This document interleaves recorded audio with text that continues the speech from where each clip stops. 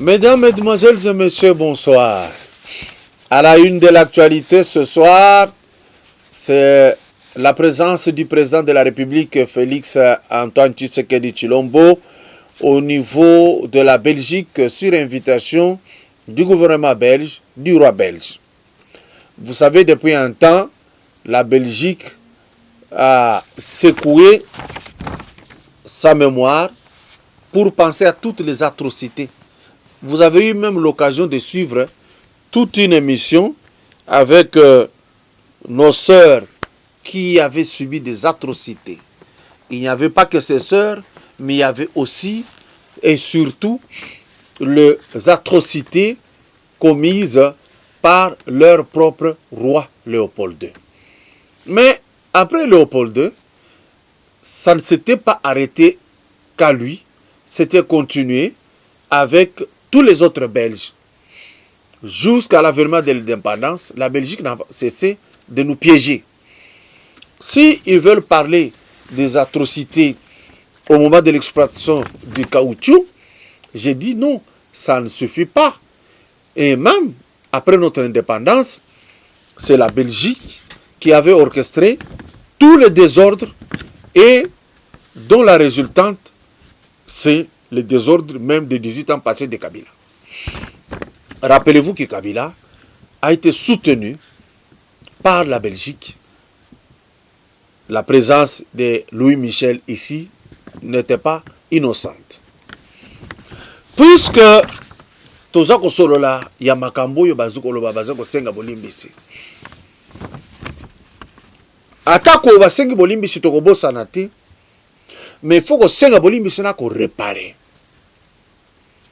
Un. Kosenga biso bolimbisi et continuer à garder nos biens. Wana kosenga bolimbisi a désordre. Les biens c'est quoi? Bike konyoso bazwa bazongisa. Bakofinga ndenge bamoni bazongisa. Bakontansie nyonso tozalaka na bango. Le problème, c'était au départ nous-mêmes aussi. Pas avant. Pour que l'ambassade de Belgique paie son visa au Kenya, il y a un problème. Mais pour que Binomo paie sa bango, il y a pété. Et des gens comme ça ne peuvent pas vous respecter. Et donc, Babengi président Félix Tshisekedi Kuna. Bien sûr que oui, il est chef de l'État. Mais basalaki makambo ebele de la population mobimbawa. Est-ce que biso bakobongisa na biso lo lengenini? Il faut basala ndengenini. Ces mêmes gens bazwaka biso bakoko na biso bakiko bunda bitumba oyo ya biso te. Guerre ya Allemagne asalaki terreur. Même guerre, la première guerre mondiale, bazoka biso biloko na bango neti ba cibor. Tokende ko bunda na place na bango, biso tokufa bango bazala développer. Donc, soki et pas le président qui ba yebisie que to senge bolimbi se bimisa maloba, maloba na yeko zala sans effet. Il faut maloba euta na population oyo biso to nyokwami.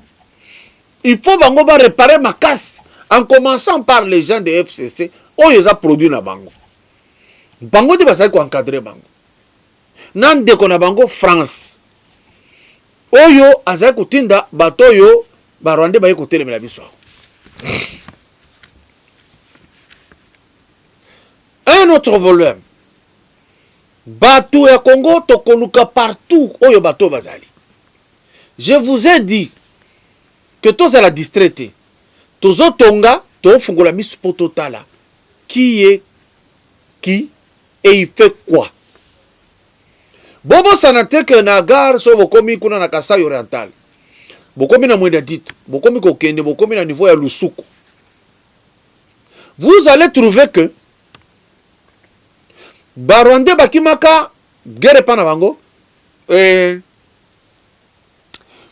bazawana. Basala bilanga baboti bana bazawana na Kasai La seule chose pour nous, pareil sur le côté la kibis. Hier Rwanda sokoya abandi ko kata bilanga. Akuti yo mkolombo ko sala ka ba désordre. Akuti yo mkolombo ko saka ba distrait. Na kasai batelo ki ongo tu balingi ka diamant. Lelo to za wapi na diamant wana. Na lumwe na ditu. Bokende ko tala na lusuku. Boko tana zamba barande ba fanda wana ya très longtemps. Bango faut na bango lisu makasi parce que sika bakoma ka baliga ka ezala ya bango. To prévenir bino. Donc la province ya Lomami to prévenir bino bazawana. Et ici je voudrais apporter une lumière pour nous encourager à qu'on a lobby et lokoyo les 9 bobima. Parce que bato FCC bakuraka ke bazama ele makasi me maele za muke. Même mabunda eloko asala ki akanisa ki azako dribble biso te pona makambo ya Ronsard Malonda. D'abord un loi électorale. Il n'est nulle part dit que l'Assemblée nationale a entériné choix ya président ya Seni. Ça n'existe pas dans les textes. Pour nous entériner, baza entériner de équipe mobimba. Président, vice-président, rapporteur, et gna batutu ya Seni soki bazi comité mobimba. Ndeba kozala entériné par l'Assemblée nationale. Soki ba entériné bango, nde chef de l'État a investir bango. Ce que Mabunda a fait na Ronsard est la fraude. Ces gens sont punissables à tout point de vue. Et elle a agi, même je dirais en flagrance. Elle sait que ça n'existe pas, mais à Saliango. Alors, le 9, Nanzela, pour la collecter que, vous ne pouvez pas entériner Mutumoko, loi et lobby de Gonat. Loi et lobby, tous les membres, complets, tous. Dès que va choisir Bango, nous devons entériner. Après entérinement, le président de la République a investi Bango. D'où Mabunda au fraudé. Na équipe na yo bizarre. Ça c'est un point. Bande konanga rengira fongola bino bongo botala eloko moko. Botu na Mabunda. Abandaki bitumba na conseil d'état tango baboyi que boko ka ko sa l'élection te pona dossier ya Jean-Marc Kaboun. Parce que c'est makambo ya muyibi na mutema mabe. Corruption ndenge balobi elekaki na cour constitutionnelle. Parce que na kolanda matière wana cour constitutionnelle akokaki te ko débouter Jean-Marc Kaboun. Asali yango mais asali sibiso parce que Jean-Marc azongi siko IDP c'est comme turbo. Maintenant botuna Mabunda na équipe na ye. Presse nyonso bazalaki nango. Siko pona nini bazako kokate ko sala élection ba remplacer Jean-Marc Kaboun na place wana. Siko yelembi pona nini? C'est que objectif la bango ezalaki flou. Kolongola kaka Jean-Marc Kaboun. C'est tout parce que azalaki lisu azomona secret na ba jeune bango. Si on va l'embissi dossier, pourquoi? Soit va tiens c'est à place wana, y a pas comme mona. Deux bafandi ce qu'on a aboyé et commis 100 premier vice-président. Et qu'on s'en a marche moussous. Bande konanga na lingina loba. Na marche ya le 9 juillet. Ah bazolinga basa la tentative ya kotia confinement. Parce que dans Lubumbashi, Kiabula Katwa a proclamé état de siège prolongé sanitaire à ce confinement il y a 3 jours. Pour que le 9 batuba tamboulate. Mais il a fait marcher les gens aujourd'hui, société civile, pour dire c'est une marche contre le tribalisme. Mais quel quiproquo. Bato FCC vraiment maye les âmes hein. Asalisi marche balati ba casque ba masque te. Bato azaki ebele ba respecter distance à mon côté. Cela veut dire cette histoire là-bas est boutiquée. Makambo ba corona wana. Maintenant ça kotia confinement ya nini? Parce que asalisi marche bato babimaki ebele ba tout tani masque zate. Là il n'a pas eu peur de la coronavirus. Alingi atia la confinement pour empêcher les gens de marcher. Moi j'encourage aux gens de Lubumbashi bobi makaka. Soki eza na nombre ya policiers à contenir bino atinda. Bobi Lubumbashi mobima tomo na soki akoka. Monsieur le gouverneur, ozo sala jewana. Eza propre. Mukolo oyo bako kaniselo koyo. Babandi kotuna yango okoloba harcèlement. Parce que bato FCC tant babandi ko lakisa bango oyo bango bazali ko sala babenga yango harcèlement. So bango basali yango za harcèlement te. Oza ko proclamer confinement, oza ko harceler population. Parce que réseau ezate ya ko sala confinement oyo bouti ko bimana kati. Na poto isika makamwane uta. Avion ya France et kokoya awa lobby. C'est alors que vous qui aboula vous voulez rentrer les gens dans le confinement. Toi ka kapé sonite. Awa pe o to lingi to cha confinement. Bo cha confinement be biso to kwantete batu bakobi makaka. Parce que bolingo sala jeune na biloko na bino na bo sala. Un autre point. Daki troubadour moko boy. Azoloba que oui marche à le 9 toko sala yango. Mais là où j'ai découvert pourquoi bazoya banani bato ala muka balobi bango pe bako marcher le 9. Bravo, vous marchez pour que malonda koka kozala wana te. Mais en même temps la muka za ko projeter marche le 18. Mais objectif de marche les années. Soutenir les réformes institutionnelles. Or c'est une bêtise qu'avait proclamé Fayoulou. Et c'est que Fayoulou a zaki ko luka boulot.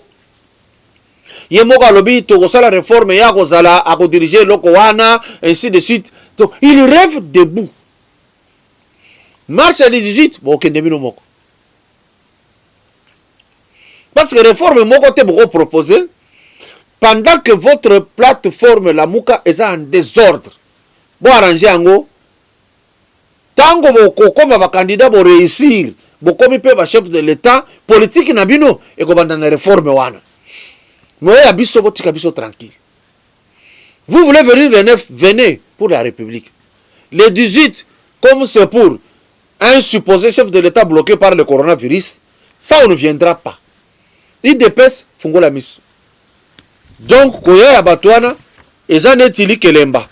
Toye bino pe bokoya ya biso. Non, on ne viendra pas. Cette réforme institutionnelle, c'est pas la Mouka par Fayoulou qui va constater ça. Parce que Katumbi na Mbemba basi bakomi ba porte-parole et opposition. Katumbi a bandi pour 2 ans ba futa kapona ye pona likamboyo. Après 2 ans, à la Mbemba. Mbemba, après 2 ans, toqué na élection. Donc, votre aventure là a déjà pris fin il y a longtemps. Tenez-les pour dire, venez pour la République, ne venez pas avec des bouillabaisse. Vous avez programmé le 18. Mais Moutonga le baki, bon, de toutes les façons, Azamoutou, ton de macaque. Mais ce qui est important, c'est que ici, nous disons merci. Nous disons merci à bateau et bakomi singa na 40 000 abonnés. Merci beaucoup. Maintenant, dans l'opération, il y a TNT. Ce qui, bon, mon que moyen, tu as comme ça TNT. Mais bon, ça la tama, bon, on a bien obéi début sopo. Tous dans la place studio et qu'on a la monnaie que oyo. Oyo studio et pour ça na pembeni, il y a bateau mususu. Po mingi ba mona kaneti ko yana studio na ngaya bazomo na musika. Parce que les Congolais et pas de Konabango za musika. So na poto partout à Kokende et za musika te. Pourquoi? Alors bien ailleurs na mboka mundele. Ako mata metro ke travailler na 100 km eza musika te. Mais awa na Kinshasa, koyaka na 10 km eza musika. On comprend. C'est pas de leur faute, va travailler biso boye. Et donc tenez bon. Munguna aza pété. To fina lokola na 207. Ti tokosilisa ye. Ekozala ndenge wana. Lisu efungwa makasi kote Tanganyika. Bozala distraite. Lisu efungwa makasi kote Tanganyika. Rencontre ya président Félix na Kabila. Kabila ndaki ne kuluka ye, baluka ki ete. Parce qu'on ne voit pas ce qu'on veut lui poser comme question. Toko tourner nini. Ye moko ne a souffrir biloko wana. Akutine batone basala ba je. Suma ye moko aye neti o tobo moto. Moto moko eza wana te. Marche ezali le 9. Bonsoir.